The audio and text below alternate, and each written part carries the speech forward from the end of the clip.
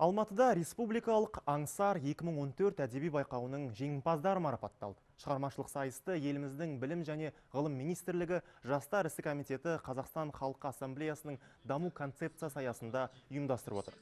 Қабілетті жастар 2 миллион теңге сыйақыға ие болды. Жас тілші, жас жазушы және жас ақын аталымдары бойынша өткен мүшайраға 14 жастан бастап 29 жасқа дейінгі журналистика, поэзия және прозамен айналысатын жастар қатысты. Комиссия қарауына республика бойынша 300-ден астам жұмыс түскен. Бас жүлдені жас ақын аталымы бойынша Айжан Табарақ қызы 300 мың теңгеге қол жеткізсе, байқаудың үздік жас тілшісі болып Базарова Айнұрдың есімі аталды. Ал екі кемпір әңгімесінен қазылардың көңілінен шыққан Қиықбай Қуат жас жазушы аталымын жеңіп алды.